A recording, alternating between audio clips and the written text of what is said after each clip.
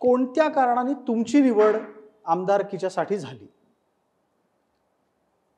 एकतर कोणत्या कारणाने पेक्षा भारतीय जनता पार्टी हा असा एक पक्ष आहे की जो तळागाळातल्या वंचित आणि सर्व स्तरातील कार्यकर्त्यांना खऱ्या अर्थानं न्याय देतो.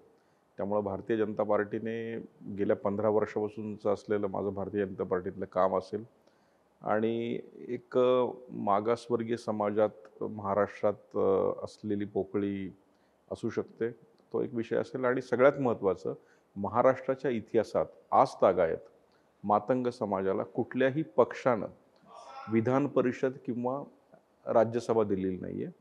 म्हणजे काँग्रेस पण एवढे वर्ष काम करते आणि मागासवर्गीय जनतेबरोबर आम्ही आहोत किंवा अनेक गोष्टी ते बोलतात, पण त्यांना कधीही सुचलं नाही की एक हाच मुद्दा मला विचारायचा आहे. तुम्ही एका बाजूला हा उल्लेख करताय की मागासवर्गीय समाजाला न्याय मिळाला नाही आणि दुसऱ्या बाजूला असंही म्हणता आहात की मातंग समाजाला तर कधीच प्रतिनिधित्व इतर कोणाकडून मिळालं नाही.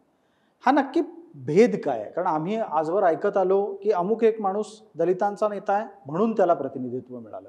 मग हा दलितांचा नेता असूनही प्रतिनिधित्व करत असतो पण मातंगांचा तो नेता नसतो. हा काय प्रकार आहे? कुठल्याही ज्यावेळेस एखादा पक्ष एखाद्या माणसाला एखाद्या कार्यकर्त्याला ताकद देतो आणि मग त्या ताकदीचा उपयोग त्यांनी समाजासाठी तर केलाच पाहिजे, सगळ्या समाजासाठी आणि स्वतःच्या समाजासाठी पण केलाच पाहिजे. आणि म्हणूनच तो पक्ष त्या उमेदवाराला त्या त्या कार्यकर्त्याला निवडत असतो. मग मातंग समाज हा महाराष्ट्रातील SC समुदायातील 2 नंबरचा लोकसंख्येच्या दृष्टीने समाज आहे, हिंदू असलेला समाज आहे. आणि अनेक वर्षापासून मातंग समाजाच्या चळवळी आणि सगळ्या गोष्टी या महाराष्ट्राने पाहिलेल्या आहेत. पण भारतीय जनता पार्टीने एक माझी त्या ठिकाणी निवड केली. त्यातला मातंग हा विषय नक्की असेलच.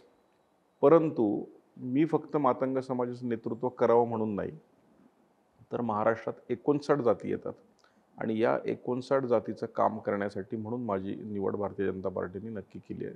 बरं.